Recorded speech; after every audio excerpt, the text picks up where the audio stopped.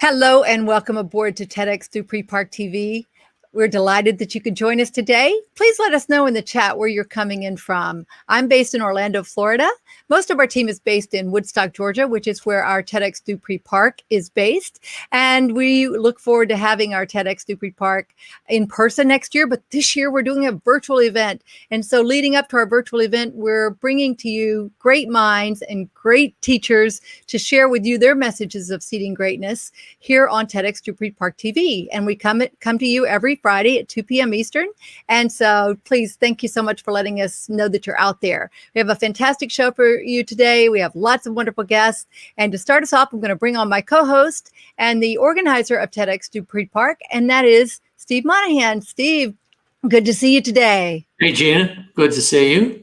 Yeah, life good in Woodstock, Canton, the whole Cherokee County area?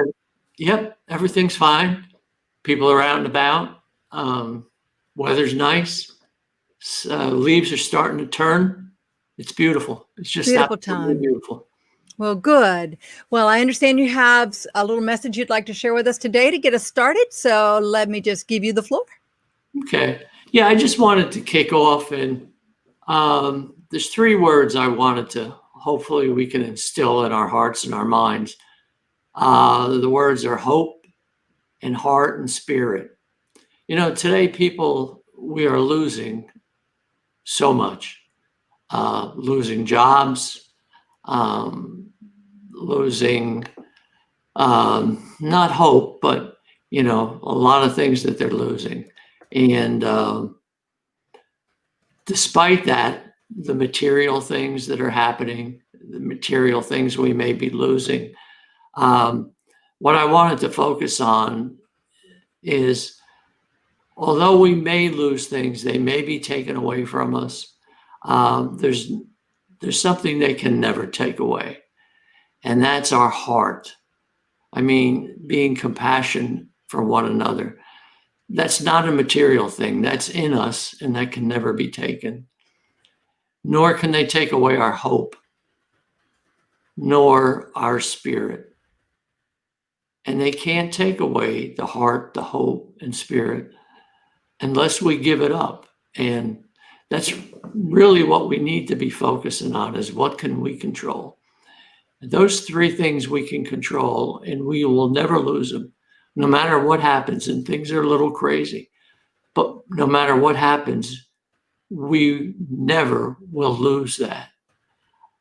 You know, we've had a lot of problems in the past. I mean, if you go back into the 30s, you had the Jews in the concentration camps, but those that survived, they shared their stories, and they said they had taken everything away from them, their homes, their pride, their businesses, but they never lost hope, and so they survived it. And then we've had the Vietnam, the prisoners of war, and they survived it because they never lost their heart. They never lost their heart for living and for life. And we today, we have so many in jails, falsely accused, and some have been there for years and years and years.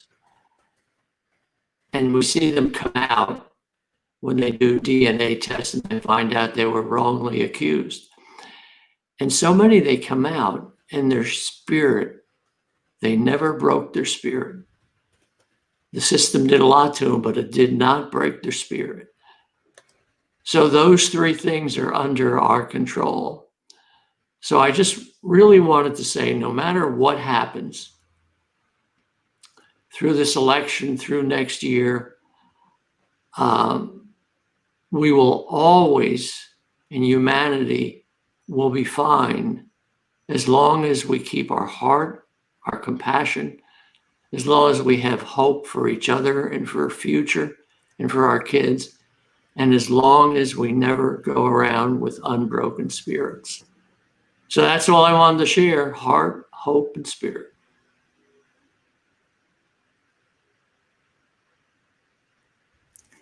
Well, that's lovely. I really love that. Heart, hope, and spirit. Very inspiring message. And thank you so much, Steve. That's really great. And I know that our guests today definitely are filled with lots of hope, heart, and spirit. We've learned a lot about them, which is why we've selected them to join us today. And so with that, why don't we bring on our first guest? Let's see here. All righty. So our first guest today is one of our TEDx speakers, and he is a freshman from Woodstock, Georgia. This past school year, he was selected by Scholastic to join their ranks as a member of the Scholastic Kids Press, where he is one of 50 global kid reporters aged 10 to 14. And he submitted articles on news and stories for Scholastic. The Kids Press articles are published online by Scholastic and in select classroom magazines. Apart from this, Bryce has been the president of his past National Junior Honor Society, as well as his local Future Business Leaders of America Club. He was also the county level and overall winner of the 2018 North Georgia Water Planning District's annual water essay contest. He also enjoys working with special needs kids and was afforded this opportunity through a class at school called Friends Club and the global event Night to Shine. With that, let's bring on Bryce Jones. Bryce, welcome aboard. How are you doing today? I'm doing great, Gina. I'm glad to be on, and I'm glad you're having me. How are you doing? Well, I am terrific, and I'm just so inspired by your story. You are. It's not surprising at all that you're the president of the Future Business Leaders of America organization and that you're doing these things.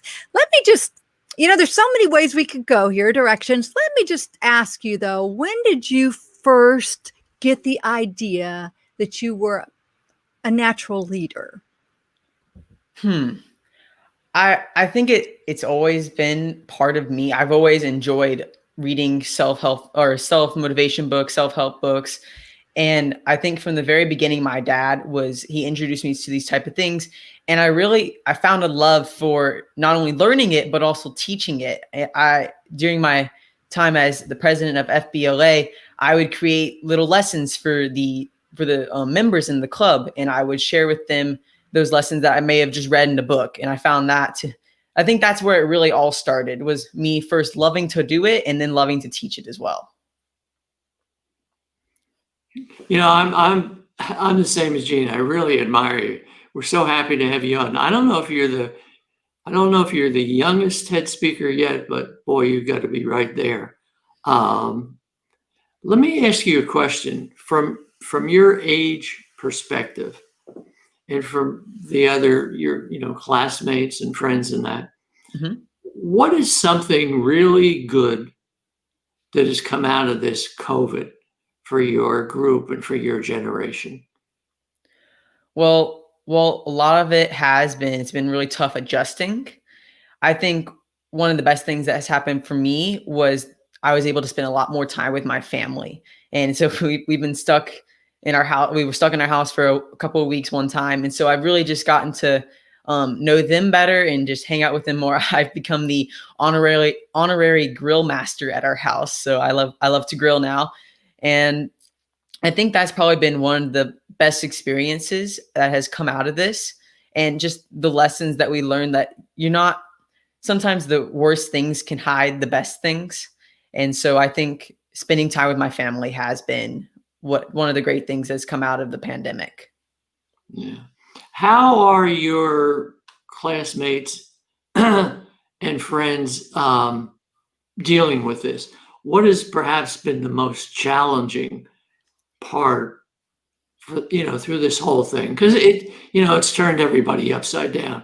So I really want to know from your perspective of what has been most difficult thing. Well, I'm going to go back to last year to answer this. So we were in school. It was a Friday, and we were told that we weren't going to be coming back for the next 2 weeks. So we were supposed to come back and finish the school year, but that never happened. We stayed virtual for the rest of the year. And so during that time, I felt like it was most difficult for those that are younger students and their parents, but especially those that have special needs. And because they're used to hands-on experience with their teacher helping them in class. And now all of a sudden they're having to learn through their computer. And so it was a really big adjustment for them. And I was in something called the Friends Club last year. And so I got to go one period a day. I went into class with some peers that had special needs, and I would teach them, I would learn from them, and I really was just there to support them. And I was missing them a lot when the pandemic happened and we weren't able to go back to school. And I decided to create individual videos. I love video production, audio filming, things like that. And so I decided to create videos for each one of them. I made 21 personalized messages to each one of them, sharing with them that I'm missing them, things are going to be all right, and that where it's going to get back to normal eventually. And so, but I think it's been most hard for them adjusting to all of this. Hello, Bryce. How you doing today? I'm doing good. How are you, Mr. Sena? I'm doing great. I got to tell you, I've had the pleasure of knowing you, getting to know you for a couple of years. I know your dad and your mom, and honest to gosh, you're a great inspiration to so many people. One of the things I'm curious of, I don't mean to put you on the spot, but what's next for you? What are you looking forward to next year? What endeavors are you going to look to achieve? Well, if I'm being completely honest, I don't know what next year has to hold. I still don't know if it's gonna still be like it is now. Mm-hmm. I think I still want to pursue opportunities as much as I can and embrace the ones that I do get. And so I'm a freshman, so I'm the low man on the totem pole right now in my school. And so I think just adjusting to that is going to be one of the big things, especially seeing how right now I'm not really going to school. It's a hybrid schedule. So adjusting to full-time being at high school is going to be for the future for me. Well, I think that's a great answer. I understand you guys are going back full-time next week. Is that right? Sure, that's the plan. All right. Well, I can't imagine what it would be like having to go through school and not being in person. I got to tell you personally, what has affected me the most is meeting people, talking to people, touching people. And I'm glad that you guys had an opportunity to get together more as a family. Mm-hmm. I've enjoyed keeping up with you over the summer. One of the things your dad and I talked about briefly is that you were thinking about trying to do a podcast. Mm-hmm. And I know you've got a lot going on in your life, but what do you think about going forward with that? Well, a lot of that came to a halt due to the pandemic, and then school started up. I did. Mm-hmm. I took a couple of classes over the summer, so I really didn't have a break from school. And so I think in the future, yes, I would love to continue that podcast. All right. Well, cool. Well, I'm really excited that you're a part of our TEDxDupreePark team. I can't wait to hear your presentation, see it. I've heard a preview of it, and I'm not going to give anything away, but it's an amazing story of something that was quite meaningful to you in your life, and I think the message is going to resonate with young and old all across the globe. So I'm looking forward to it, and we'll all get to see it in a little over a month, December 4th and 5th. We're going to be hosting our online TEDxDupreePark. And until then, hopefully I get to see you before, but until then, thanks so much for being a part of our TV show. And I look forward to catching up with you guys. I do as well, Mr. Sena. Yeah, that's going to be great. In fact, you've already recorded yours. Mm-hmm. What was the big difference between recording it in advance versus standing on the stage for you? Well, I think one of the big things is the crowd and the nerves and just the overall the nervousness that I was going to feel doing on the stage. When I decided to do it virtual or to film it, a lot of the stress went away that I was going to have. And so we filmed it 2 days ago, Wednesday, and it was a really good experience. I love audio, video production, filming things, and I got to learn a lot from the videographer that did it for me. And so it was a really cool experience, and it was really fun. Oh, interesting. Yes. Well, I see my friend Laura is out there. She says she can't wait to share this with her daughter. She's in a similar program called Best Buddies and misses them also. Yeah.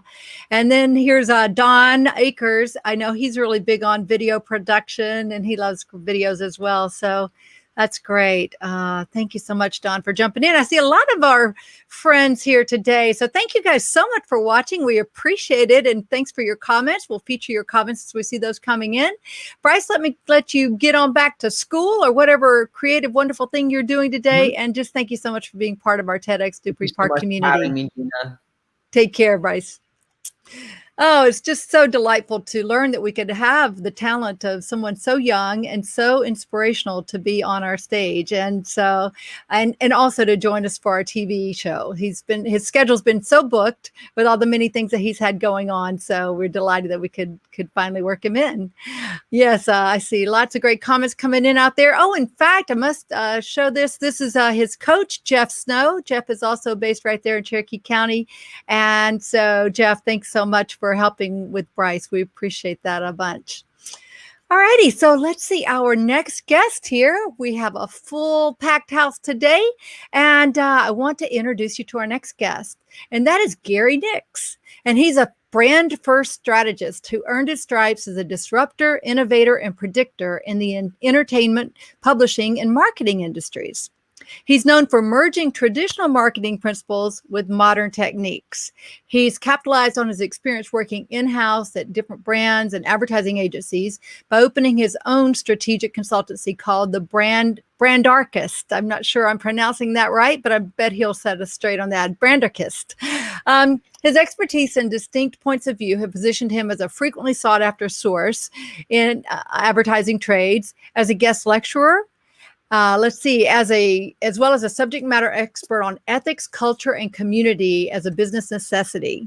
When not tending to his consultancy, he serves as a member of senior leadership for 100 Roses from Concrete and the Growth, GROTH initiative. He's a strategic advisor for Bold Culture by Streamlined. And this year he was recognized as an innovator by the Advertising Club of New York.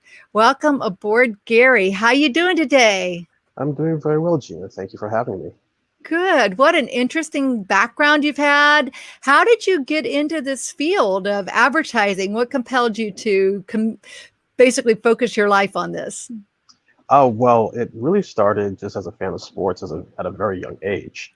I kind of fell in love with the New York Yankees logo growing up in the Bronx. And over time, I just tried to understand why I was so in love with that and what were the kind of elements that made me feel that way. And that's how I ended up falling into branding and advertising proper.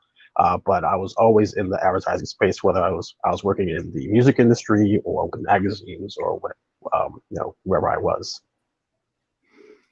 Hey, I'm not a fellow New Yorker, but I was Jersey, right across. Okay. I had the beautiful view. You guys had to look at Hoboken and all that, although it's changed through the years. But when I was there, it wasn't the best place to look at. Hey, let me ask you, what does brandarchy mean? And I can't see the bottom versus The industry. Oh, okay, cool. Yes. So tell me what that means. I have an idea, but what does it mean?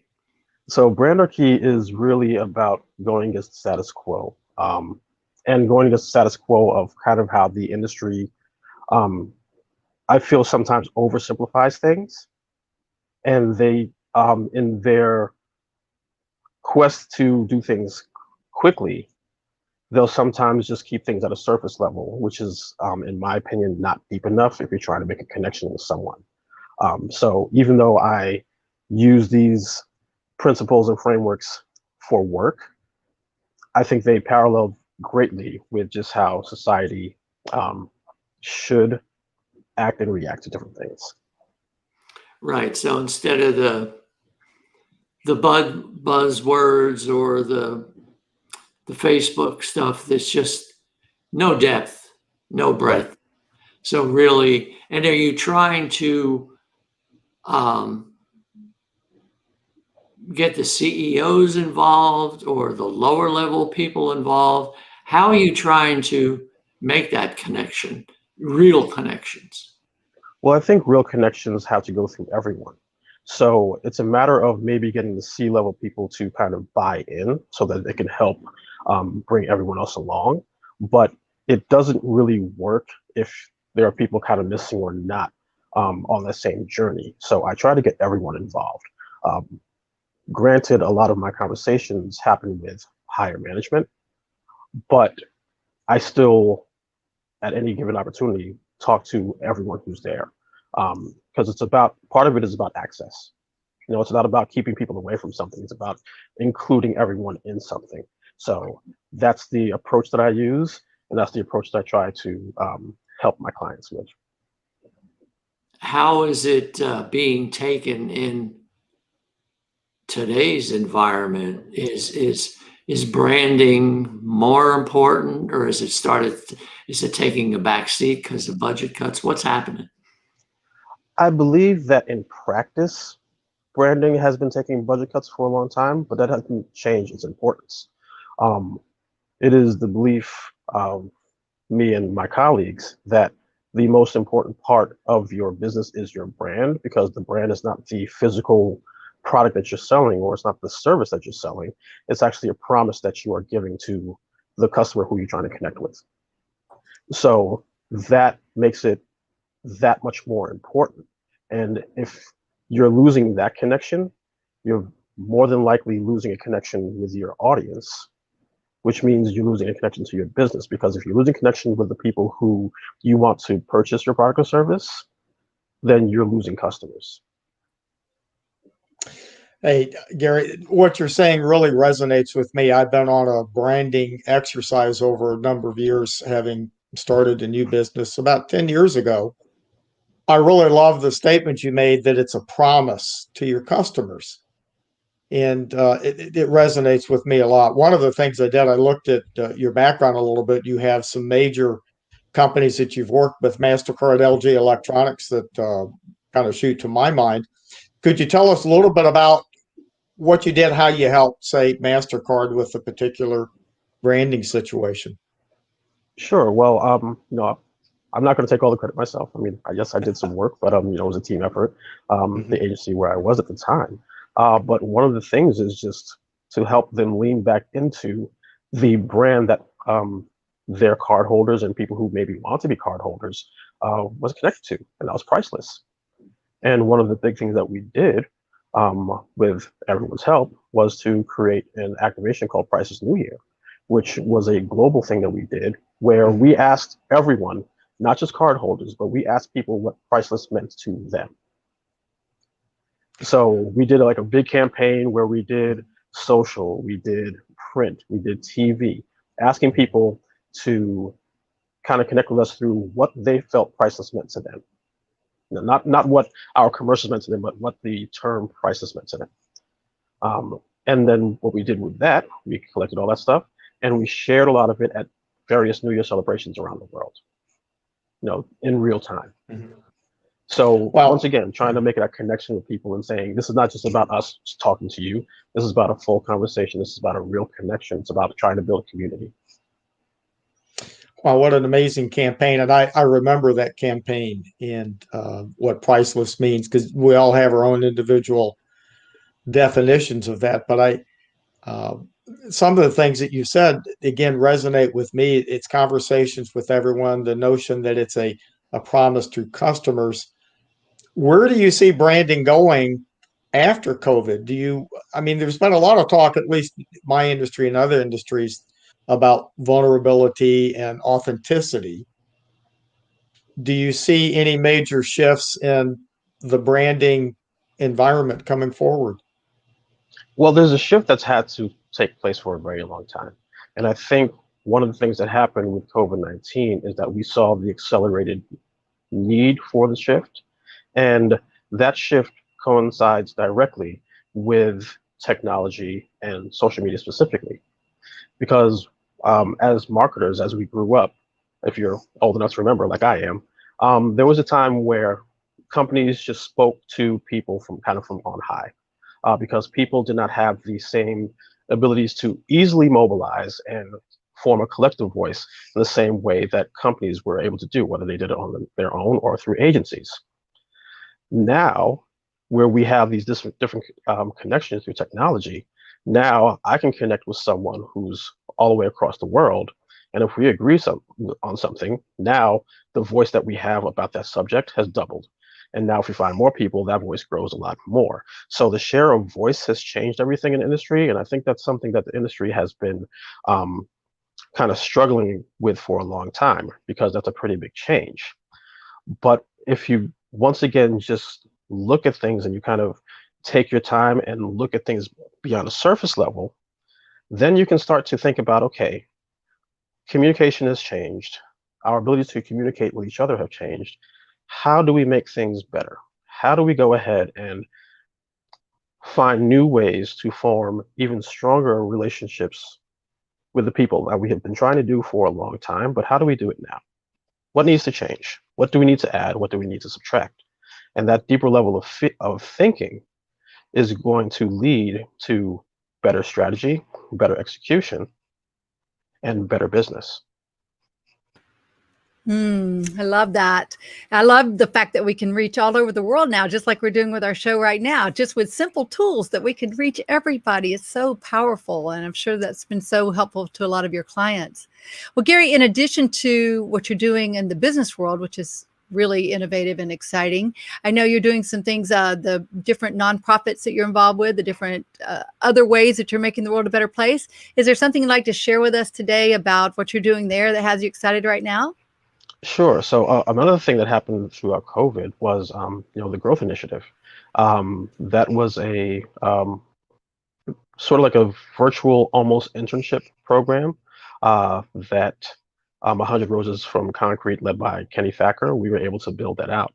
And we noticed that because of shifting budgets and inabilities to go inside offices, a lot of internships that were normally slated for people, especially people who are marginalized, so many people of color, many women, those were starting to fall by the wayside.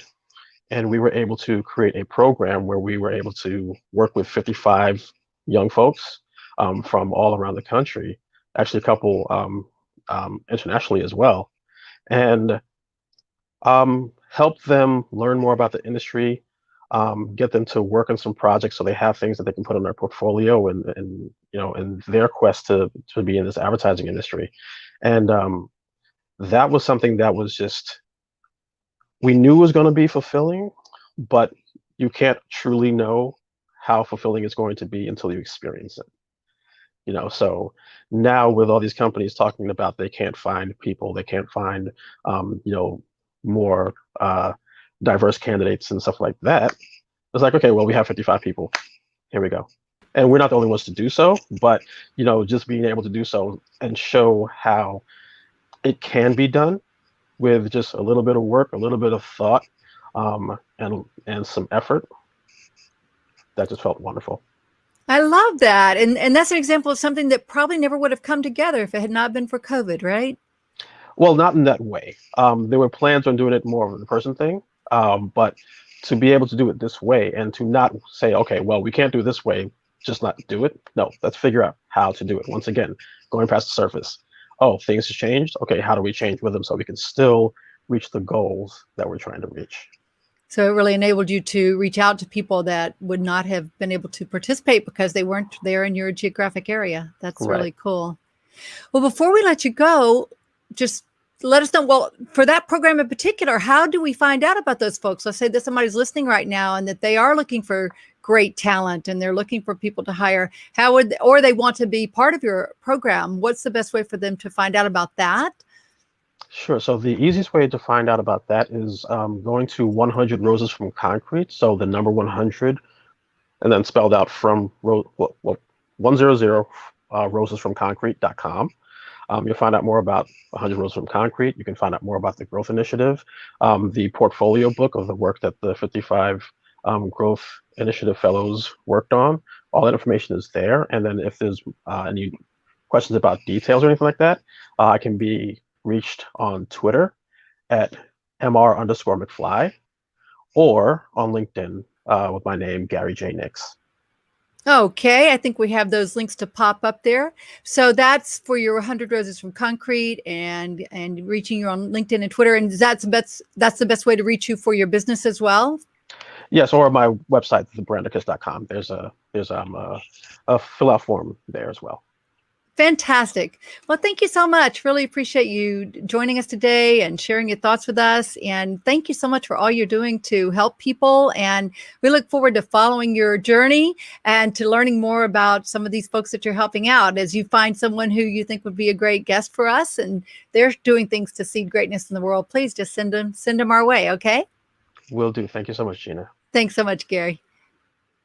And for those of you who are watching at home and you have a great idea about seeding greatness, please send us a note. You're probably watching on our Facebook page or on Twitter or on YouTube, and you can contact us there. Many of you know us personally, you know, me or Steve or Mike or somebody who's on the team. So just reach out to us and let us know that you have a great idea about seeding greatness and the things that you are doing. Or if you know somebody who's doing some great things in the world, let us know, because we want to feature such talent and such great ideas on our TEDx Dupree Park TV.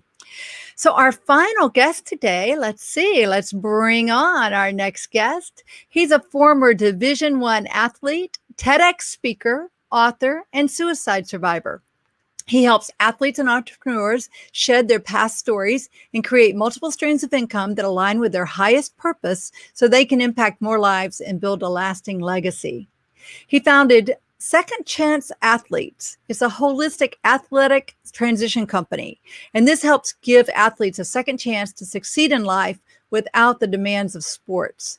When he's not working, Darryll enjoys rapping, reading, entertainment, music, sports, and spending time with his wife and 3 beautiful daughters. Let's bring on Darryll Stinson. Darryll, how you doing today? I'm awesome. How are you? I am doing great. Well, your story is just so inspiring, and the different things that you've done, and your TEDx talk has reached so many people. Darryll, tell us a little bit about what you're doing to seed greatness in the world today and what has you excited. Well, I think what I'm doing is trying to be an example for the message that I'm sharing, which is sharing more of your uniqueness into the world. So I believe that I'm trying to die empty. I want to give everything that I have. I want to be the most generous person on the face of this planet, not just with money, although it includes that, but with my personality, my gifts, my content, the things that I know, the people that I have, the resources that I have. And I encourage people to do the same. And so I do that through my role at Life Church International, and I do that through our organization, Second Chance Athletes, where we help athletes transition out of sports. Oh, well, tell us a little bit more about Second Chance Athletes and what prompted you to start that. Yeah, so once I had a career-ending back injury in 2010, I went through about 2 years of addiction to opioids because I kept using the opioids to numb my pain so I can come back and play the game of football. And I did so with some success. I earned a starting position. But then going into my senior year, I was taking too many opioids. My blood was thinning to the point where every time I made contact on the field, my nose would bleed. Coaches saw that I was doing something wrong, and so they kicked me off of the team. And I was forced to face the depression that I wouldn't find anything in my future that would fulfill me like my past ones did. Just like a lot of people feel right now with this pandemic, they're transitioning, people are getting furloughed, they got to, find different job opportunities. Sometimes if they, one of my friends has been an executive for over 20 years at a company, and she got a separation plan. And so she's looking for a new purpose and she wants to find transition. And so I was in that season of like, man, I loved what I did. I don't think I'll love anything like I will love sports. And so those thoughts of depression, not knowing my identity outside of sports, caused me to go through a dark depression that led to multiple suicide attempts. And thankfully, and obviously I survived. I had a life-changing experience in a psychiatric unit. And then I started to research everything that I could about purpose, identity, and meaning. I read all the books, watched all the TEDx talks. Like I purchased everybody's program and information about it. And I came to this place that I built a life that I wouldn't trade for my former life as an athlete. And I noticed that that wasn't the same experience that my peers were. So a lot of my peers were wanting to be an athlete again. They were still trying to make it, or they were telling all the glory days story, like their future wasn't going to be brighter than their past. And so I was like, man, I can help. And I put together a transition roadmap, which is a 5-step process that helped me go from suicide to success. And I'm excited because the book is coming out October 20th. We've been walking athletes through it for the past 3 years with a 97% success rate at helping athletes detach their identity from sports, finding their highest purpose, and building a more mentally healthy, fulfilled life. Wow, that's amazing. And it is so prevalent in athletes. Mhm. And I'll even say I was a corporate leader, and even in corporate, my story is I was given a few months to live and wound up surviving. But and the same thing, I did survive, and I had to be on opioids because of the 14 hours surgery and opening me up. And then I went after that good period of time. And then I came off in a few weeks because I was afraid I would get hooked on it. Things were great. And then after a while, I went into a depression myself. And my depression turned out I wasn't a corporate exec. I didn't want to go back to it, maybe because you wanted to go back to sports, but I didn't want to. But I didn't know who the hell I was. I kind of lost my identity. Yeah. We're either this or that. And before we find the new one, we're lost a little bit. Is that what you're trying to work through with people to find that, the hope again and the heart they have and the genius within them that maybe look totally different than what they thought it would look like? Yeah. So absolutely. That's not just what we hope to do. That's what we do. The 5 steps, I'll give them to you real quick, is accept. Number 1, you have to accept that part of your life is over. There's a grieving process that athletes and anyone who's in the season of transition has to go through. And it's a healthy grieving process. I think too many times we try to skip that process and rush it, and we can't be sad for more than a day, but there's some beauty in the grieving process. So number 1 is accept. Number 2 is to believe. You can't achieve if you can't believe. So this is all about how to develop a mindset that your future, no matter how good your past was, even if you were Michael Jordan, your best days are always ahead of you, not behind you. So we have accept, believe, then we have discover. This is about purpose discovery. How do I find my highest purpose, right? How do I know the why that's beneath my what? Because you are not what you do. You are why you do it. And so we help them go through a series of self-reflection of finding their highest purpose. And then we got to go after it. It's pursue. So we got accept, believe, discover, pursue. And this is where we talk about how do you take success habits and implement them into your daily routines. The skills that help you be successful in one industry will help you be successful in the next. And then the 5th step is persistence. How do you develop mentally healthy disciplines so that when life gets tough and things don't go your way, you are still in the fight? And so that's what we walk athletes through, and really anyone in a season of transition. And it's just been a blessing and a beauty to see people who thought that their life was kind of just going to be average and unfulfilling moving forward, to really have those light bulb moments go off and find their highest purpose and go impact the lives of more people, because that's what it's all about, creating a better world. Yeah, that's an amazing program. How long does it take them to go through it? So typically it takes about 7 weeks. And that's with an hour session each week. But we work with people's schedules. Some people have done it over a course of 6 months because they're busy. They only can do 30-minute segments. And sometimes it just depends on the user. During COVID, we used to do in-person workshops before COVID hit. And so now we've got a virtual experience and group coaching. So we're able to, people like to move a little bit faster through the online modules versus us coming and slowly walking them through it. So it's about the determination. But again, it's not about how fast we can get to a place. It's about that we get there. So we need to enjoy the journey, because we're not delaying happiness to I finally figure out what I want to do, but we're going to be happy while we grieve. We're going to be happy while we figure out what's next. We're going to be happy while we learn and grow in a new industry. Right. Yeah. So many go through self-help and they're always looking. Yeah. And then one day they just wake up and say, damn, it's right here. It's always here. I just was looking in the old song, looking in the wrong places.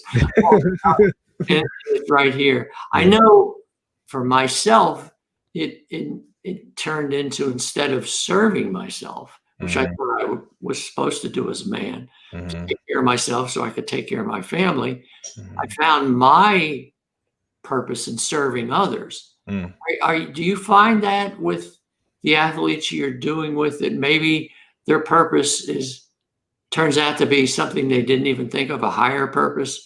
Yeah. Is it even a simpler purpose? Yeah, it's It's one of my favorite quotes from Marianne Williamson. A lot of people quote it as our greatest fear is not that we're inadequate, but that we are powerful beyond measure. And I think that because we're so familiar with ourselves, our failures, our mistakes, our flaws, we know what white lies we told, we know what mistakes we made, that we discount our gifts at the expense of our weaknesses. But it takes an outsider's perspective, someone like yourself, to look at a person and see the gold, the treasure that's buried beneath the dirt and the mistakes and the weaknesses of people's lives. And so that's one of the things that the process does, is it gets you beyond your mistakes, your limitations, your failures, and beneath the surface to your actual treasure. And then you go, whoa, this isn't the average thing. I'm actually am exceptional at this. Even if something as little as my ability to listen. Wow, you do that exceptionally well. There's a way that you can create streams of revenue just by being a great listener. And I have to say this, and I know that you'll agree because I've done my research on you, and I know you're just a good, kind-hearted person. But it's not about being rich or famous or having the biggest platform or getting on multiple TEDx stages. All that stuff is great if that's what's in alignment with what you're gifted and created to do. But I always tell this story to really zone in on this point, that my mom, I have TEDx Talk, my book's going to be a bestseller. Like, I've got platforms, I work with athletes. It's all great, right? But my mother probably will never be a best time selling author. She probably will never be on a TEDx Talk, but she was the one who threw herself on the hood of my car when I was getting ready to drive it off the edge of the road. Her life matters. This isn't about climbing the ladder to the American dream. This is about being faithful with the opportunities you've been given. So if you're listening to this and you're wondering, am I good enough? Will I ever be great? Stop focusing, stop comparing, and just be faithful with what you've been given. Very eloquently said. Michelangelo, he carved the statue of David. And they said, how did you ever do that? It was just a monolithic 10-foot tall block. I saw it when we were in Rome. And he said, I looked at it and I chipped and I chipped and I chipped away until I set the angel free. And I just love that, because there is a genius, there is an angel in each one of us. And we just got to keep chipping and chipping, and we can set it free. It's just so inspiring to me all the time. I am still in that for all my speeches. So true, my friend. Well said. Well said. By now, let's see, Mike should be jumping in, but he's not jumping in. Oh, there I am. I am absorbing this. I got to tell you, Darryll, I watched your TEDx talk. It was one of the best talks I've seen. I'm still on a high from it. And you being on TEDxDupreeParkTV with us, the goodness and the earnestness and the excitement, it's just flowing out of you from your smile and your eyes. I really appreciate the message that you're bringing. I could talk all day, but your TED Talk in particular resonated with me very specifically because I felt rejected through a period of life, my time, and it was my identity going through a divorce and child custody issues. It was a really deep, dark time for me, and it took years to come out of that. But I love the 2 points that you made about rejection being protection and projection. Thank you for that. And thank you for what you're doing. I'd love to connect with you more. I think the programs that you're setting up are outstanding and exceptional for everybody. Man, thank you so much. I need to just capture that clip and see, I am awesome, everybody. You are. And we all are. It's taken me a long time. And Steve Monahan's been a mentor for me for a number of years. He saw me kind of at the bottom of my despair and has helped me climb back out. And your talk on rejection, it really helped me a lot understand rejection. And I know so much of us, we know intellectually, but it's a leap to make it emotionally. And I've always known that everything that we want is all on inside. And I've come to believe that the greatest courage any one person can exhibit is to be who they're designed to be. Mhm. And that's a Yeah. hard leap for a lot of us. It's hard because it's scary because at our core, I said this when I start public speaking and I start training other people to do it. I said public speaking is like psychologically undressing in front of people. Like your Yes. thoughts are laid bare before the world. So when you really choose to be your authentic self, it is vulnerable because this is the real me. And if they don't like me, that is a deep place of rejection. And but I always say that rejection is our friend and it's not our enemy. And I'm not going to give the talk. Just go watch it. It's up there. But man, thank you so much for your kind words. And thank you for your team and all that you guys are doing. I'm stealing Stephen's quote and I'm using that in my keynotes. I'd love to connect with you guys more. I want to say thank you for being leaders during such challenging times. You know, I was in the midst of booking my second TEDx talk prior to the pandemic. And when COVID hit, I mean, TEDx, of course, got hit and everybody frenzied and everybody and the world responded that way. And there was two groups of people. There was the group of people that went and hid in a corner and cried. And there was a group of people that said, I'm going to step up and lead. And you guys have done that. And I want to applaud you for stepping up and leading, figuring out the tech, going live, finding guests, pivoting, and making sure that you'll add value, whether it's one person on the stream or 1,000 people on the stream, that you're just going to do whatever you do to lead us forward. So thank you. Thank you. Well, thank you. And we have an awesome team with TEDx Dupree Park, and online, we're still going to blow the doors off of Woodstock this December. And a lot of people looking forward to next year. We'll see what next year brings, but nobody really knows. One of the things I've also learned to do, particularly in my own life and in my business, is try to help people make the most of what they have and live more in the present. Yes. Kind of living that philosophy has aided me greatly, and I applaud you. And I really look forward to connecting with you more and helping as we can. Yes. Thank you so much. And I love what you said about 2021. We don't know what it's going to bring us, but here's one thing I know. I know what you're going to bring 2021. So thank you. Okay. Yeah, boy, such good stuff. Joe, could you clarify, do you help all ages of athletes, or which group do you focus upon? Come one, come all. Anybody who needs help, right? So it's more than a level of athlete; it's a type of athlete. So high athletic identity athletes. We have programming for high school, college, and pro athletes as well. So it just depends on how much you are identify with your role as an athlete. And we have an assessment that can help people know where they're at on that identity scale. Well, that sounds like a good time to throw out a little URL here where they can find. Is that an assessment available online, or is that something they have to? Okay. Yeah. So if you go to secondchanceathletes.com and you sign up for any of our stuff, it's going to kick you that assessment and autoresponders. So sign up for the newsletter. The course is great. Secondchanceathletes.com purpose. If you're in a season of transition, you're like, man, what's next for me? What's my highest purpose? Then that course is, I think it's the best on the market. And I'm not just saying that because it's mine. It's because I bought everybody's stuff and I combined the best of what I found. Yeah. You modeled greatness, right?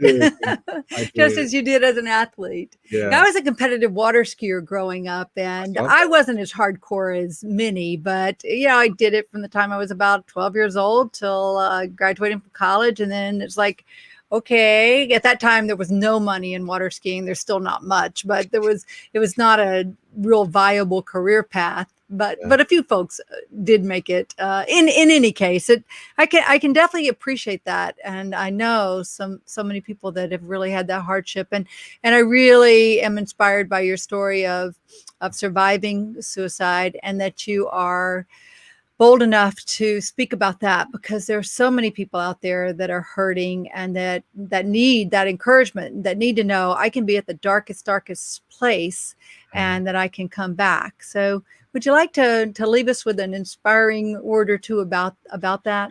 Yeah, I would. When I was going through that, well, first of all, let me direct attention to a call to action, because I did write a blog post on this, and I'll share this with your team too. It's called The 5 Lies of Depression. It got featured on Athlete Network. And I talk about depression being a liar. And let me depression will show you your pain, but will never show you your future. And if it does show you your future, it'll show you it through the lens of your pain. And that's what depression did to me. Everything that I saw about my current situation was pain. And when I looked in the future, I even couldn't see it, or it just looked so unfulfilling. It looked so boring. It looked so not worth living, which is why I got suicidal. And sometimes crisis has a tendency to do that to people. It'll make you question every relationship. It'll make you question yourself if you have what it takes to survive, if anyone really cares about you. And let me just tell you something. This team, TEDx Dupree Park, cares about you. That's why they're doing these live streams. I care about you. You know why I care about you? Because I know that there's treasure buried on the inside of you. I know that if you're still breathing, it's for a reason. And I know because I can relate. I know what it feels like to want to quit. And let me reframe. You are not weak because you're struggling. You're actually strong because you refuse to quit. So if you're having a hard time, hang in there and keep fighting the good fight.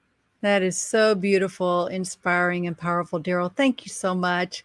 I just really look forward to following the work that you're doing and amplifying it through as we can through TEDx Dupree Park. And so you said you were working on another TEDx. You had another spin. What? So tell people what was the focus of your first? I know because I saw it, but our viewers haven't. What was the focus of your first TEDx that they can go out there and find? So it's called Overcoming Rejection When People Hurt You and Life Isn't Fair. So if you've ever been hurt by people or felt like life isn't fair or felt rejected, the talk is going to help you turn your rejection into revenue, right? Or just into purpose. The second TEDx talk, I'll let this out there because now I got to rebook it, is it's called, watch this, Hey Misfits, Come Out of Hiding. The World Needs You. Ooh, yeah, that's a good one. So good. So good. I'm loving that. I can't wait to see that one. I know, right? All right. Well, Darryll, thank you so much for spending time with us today. And we look forward to staying in touch. And you guys go watch his TEDx talk and look for him for his very next one. And hopefully it'll be sooner rather than later. And thank you for all the kind things you said about our team. And, we really are. We did feel like there's such a void and that we could plug in our TV show to help seed some greatness while people were at their darkest. And we had so many wonderful, inspiring people that we knew that had a message to share like you. And so thank you so much. Yeah. Well, thank you for the invitation. I was on your email list and watching everything. And then I almost didn't respond because I was just reading. I was like, hey, this is for me. So thank you for the invitation. Appreciate it. Keep doing great things. All right. Take care, Darryll. Thank you so much. All right. Well, here we are wrapping up another episode of TEDx Dupree Park TV. Boy, I keep thinking it can't get any better. And every week it's like something new and different. What did you find most inspiring today, Mike? Well, all of our talks, I think, were terrific. Bryce being at such a young age and his leadership abilities, his speaking abilities. Like I said, I've enjoyed getting to know him over the past couple of years. Brad, his marketing initiatives, disruption of the status quo. And then, of course, Darryll, his message of hope and living life made a big impact to me, I got to tell you. Terrific people. And we are so blessed to have, again, the team that we do have for TEDx Dupree Park. Well, speaking of which, let's acknowledge our team, our producer who's sitting in the background right now, Marcey Walsh. She's out there producing for us every week, making sure everybody looks and sounds good and that things are running properly and that we're keeping these trains running on time. So you guys don't see her a lot, but we do. And she is an integral part of our TEDx TV, as well as Randy Stukes, who's been I call him the casting director. He came on board as our speaker manager to help get our speakers ready for TEDx, but then he did a little pivot too, a little sidestep shuffle there to become our casting director for TEDx Dupree Park TV. And thank you so much, Randy, for all you do with that. And then John Cloonan is very active in the background, getting the word out about our show, creating nice graphics and getting it marketed and getting our episodes turned into shorter episodes so that we can market them. Yeah. So final words. So we appreciate all of our team members. That's just some of them. Bhavna Mutta has helped us so much in scheduling a lot of our wonderful guests, including several that are coming up over the next few weeks. We have several more episodes planned for you guys. We are doing our TEDx virtual virtual. It's TEDx Dupree Park 2020, and it's going to be December 5th and 6th, starting at 2 p.m. each day. And looks like we're going to be going to about 6. We're setting all that up. And we're going to be getting word out to you about that. But you can actually find tickets on that right now at TEDxDupreePark.com. So, Steve, what words would you like to leave us with today? I like to leave with the ones I opened, and each of the speakers touched it. Particularly Darryll, hope. Hope for a better future, no matter what it looks like tonight. Hope in yourself. Have heart. As he said, he went through a rough time, but he still had a heart and cared enough about himself to pull himself out. And all that he went through, his spirit never broke. And that to me is just all the stuff outside I've learned is not important. If we have that inside stuff, it's an inside game if I want to do sports, but it's the inside game that really makes the difference in us. So back to the hope and the heart and the spirit. Well, I think that is a perfect note to end on. You guys go out, seed some greatness with hope, heart, and spirit as we leave you today. And please, if you like this show, share it with your friends and let us know if you have some ideas about seeding greatness that you would like to share with others. And we will see you guys next week, 2 p.m. Eastern, Friday, TEDx Dupree Park TV. Bye-bye. Bye-bye. Bye now.